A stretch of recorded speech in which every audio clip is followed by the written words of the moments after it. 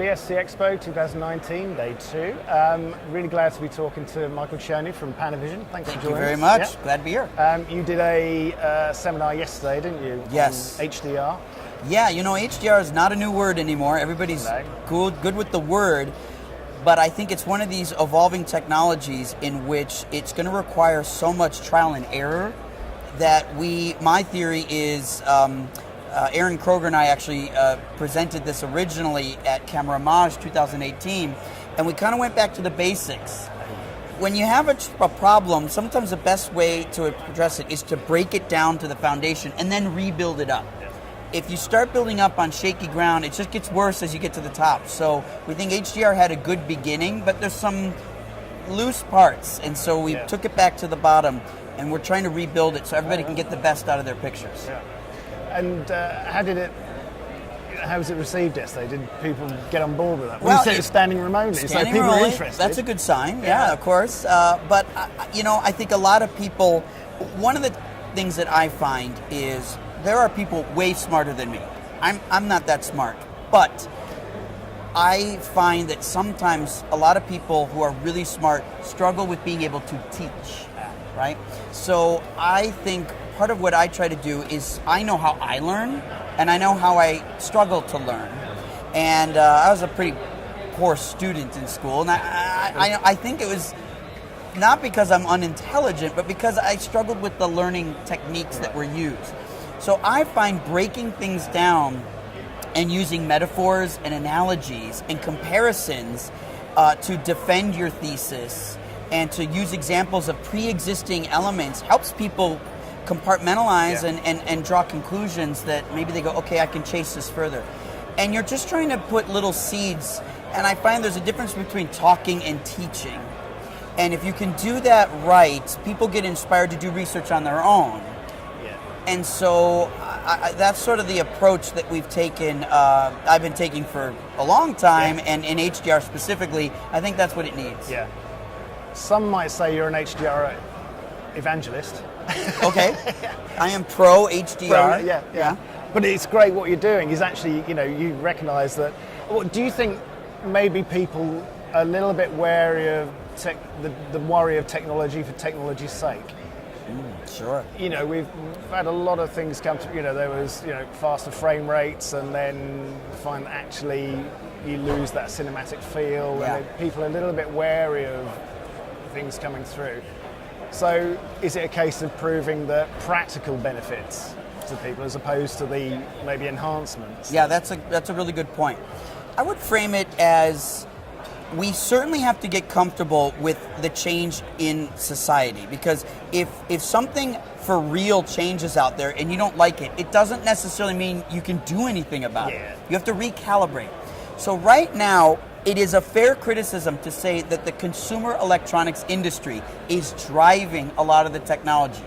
I know that can upset people and frustrate people because it's like, but they're the consumer electronics, why are they in charge? It's like, well, the world's changed, and this is the new way in which things are being decided and moving. So we have to recalibrate and figure out how we maintain control in spite of consumer electronics driving a lot of it, as opposed to letting go of all control and letting them decide everything. We don't have to give up all control. We just have to learn how to control it using different techniques.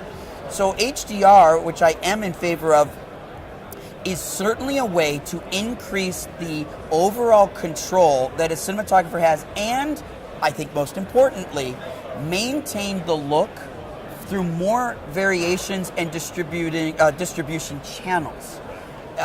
You know, a lot of people would see their film maybe on a check print, say that's the movie I made, but they probably didn't see it in Eastern Europe or in the Midwest where the projectors weren't very good. It didn't look like that. So even film suffered when it went through the chain. Same thing, from a television that's good to a phone or a tablet, it changes. HDR actually preserves that because it actually helps calibrate the device in a way so that you're not just letting the device drive the picture. So the user actually, the actual viewer, can't necessarily mess with as much settings on their device in HDR as they can in SDR. That helps preserve some of the quality and integrity. And then you have groups like Netflix and Sony who are working together to amplify that even more and create a specific setting so that the TV is actually setting up itself based on the file it's being sent. For the specific. That is, now that's how we can use the consumer electronics industry momentum to our advantage. And you're not going to be able to do that unless you get a new format like HDR to package it with. Yeah. And that is really exciting. That's exciting. Yeah. I'm on board with it now you explained about that, Panavision, huge company, been going for many, many years. 67, I think. Yeah. And I find it really impressive that you embrace cutting edge technology, but you haven't let go of that heritage. You know, if you see films shot on film, they got Panavision on them. Hands. You know, it's there, and it's that breadth of knowledge, experience, and acknowledging that those things keep going. You know, it's not, you know, film isn't dead, is it? You know, it's coming along, and you see films like the Mission Impossible where they shoot on film, but then bits where they need, you know, a small space like a helicopter or jumping out of a plane at 23,000 feet. They can swap to digital, but the workflows cope with that, and it can all work together. I mean, is that the ethos of Panavision, that you've got that heritage is not going to be forgotten? Yeah, you know, heritage is paramount to being able to merge new and old together. One of the things that I have found, Dan Sasaki, who's the head of optics at Panavision, one of the things we discovered as we began the DXL program and this whole 8K mission with our friends at Red and the partnership at Light Iron, when we essentially put these together and made the DXL in 8K, there was a major concern that this was going to be so hyper-realistic that it was only going to appeal to a narrow audience. When in fact, what we learned was the marriage of our most classic lenses. And then at Light Iron, we used Kodak as an inspiration for the color palette. So we merged the analog properties of the optics from 50 years of optics, the analog properties of film, where the highlights are more warm and the shadows are cooler, and then put that together with 8K, which is like having a super high quality scan. And we got something not only that's new, but doesn't feel overtly digital. And I was just speaking with John Schwartzman 10 minutes ago, and he says, this is the least digital I've ever seen. And he said, I was concerned that 8K was like, 8K, Michael, really? We're going to... And I'm like, no, just try it out. And he's now on his 4th 8K feature. Right, And of course, John can shoot on anything. And he says, this looks the most cinematic and the most soft film. And it's a combo of the lenses, the color, and this high-res sensor. So Panavision's the perfect playground for this because we have literally vaults of lenses that we can harvest and explore. And that has done quite a bit. And one of the things, we had a client recently actually ask for the exact lenses used on Jaws for a special project. And that's the type of thing where it's like, well, we can figure that out. Like, we have that for the reasons you may need it. And one of those lenses was actually on a display case as like a prop. And we just unhooked it and put it on the DXL because they're putting these lenses on a DXL and shooting with it. And it's like, only at Panavision can you take Jaws lenses and modify it for modern technology. No, that's fantastic. That is a fun playground. Wasn't the Hateful Eight shot on? Yeah, that was shot on. That was shot on 65mm film. But used lenses from about 50 years ago. That had seized up. The oil in them had turned to, concrete, and they had to blowtorch them because they were just on a shelf. And these were used on the original Ben-Hur and hadn't been used in 4 decades.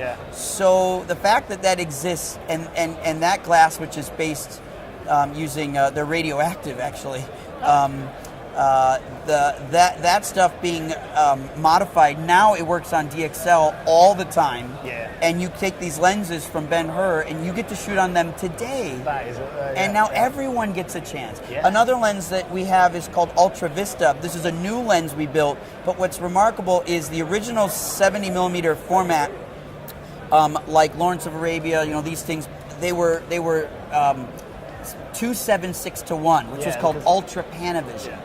Well, that was reserved for people that could only afford a specific film workflow. Now, Ultra Vista can go on a DXL, and you can get 2.76, and anyone can shoot that now. It's just a ProRes file, because there weren't that many films shot on Super Panavision, were there? It's not easy to use that camera, but now we can democratize it. I mean, I'm all for the best filmmakers in the world taking advantage of this technology, but I'm also for the youngest and the newest, because they're going to discover something we've never thought of. And that's the opportunity for Panavision to introduce a new generation of cinematography and storytelling. But that doesn't mean we have to rewrite the book on all the photographic techniques or the technology. We can take the best stuff we've had and apply it to the newest stuff we have and inspire a new generation to do something we've never seen before. Yeah. That excites me just as much as people like John Schwartzman using the cameras. I love them both equally. It's great. It's fantastic. Someone I interviewed yesterday said that we're in a golden age at the moment, and what you're saying kind of backs that up. That it's, what is happening in full frame now, becoming available to so many people to use. Normal. Yeah, well, it is, and I it's becoming a kind of another de facto standard, isn't it? Yeah. The fact that the LF, the Venice, Canon, Red, us, we all have full frame and large format options. That's democratization. I mean, 4 years ago, shooting on large format was a rounding error, right? There were so few options, so few people, so few optics, so few workflows, and now it's completely ubiquitous, and everybody can do it. You see it in commercials and music videos and indie features and big features, and that's huge. We were talking earlier before we started rolling about ecosystem. The reason certain trends can become trends, certain ideas or certain experiments can become trends, is because there has to be an ecosystem built around it. Yeah. It seems obvious, but there wasn't an ecosystem for 70 millimeter Ultra Panavision. So that's why it was only reserved for the few. Ecosystems make it available to the many.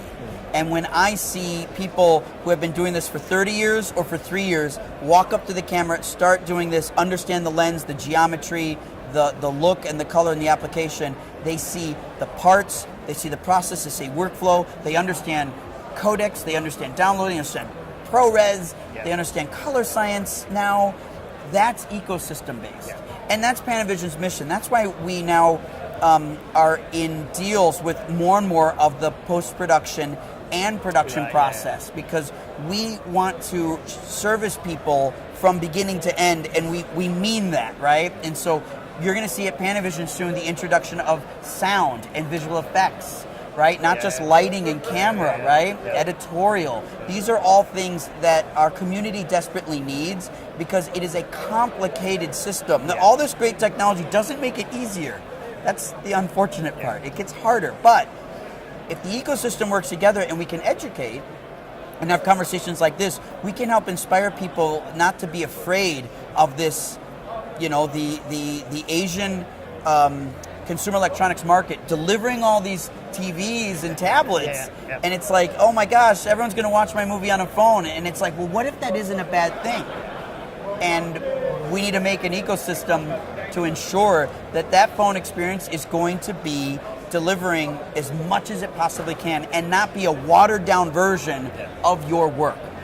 That is possible, I believe, and Panavision's commitment to the ecosystem is how we're going to ensure that our clients are able to achieve that. Yeah, it's fantastic. Well, thank you for spending time to talk to us. My pleasure. It's a pleasure. Thanks for having me. And we'll continue the conversation. You got it, sir. Thank you. Thank you.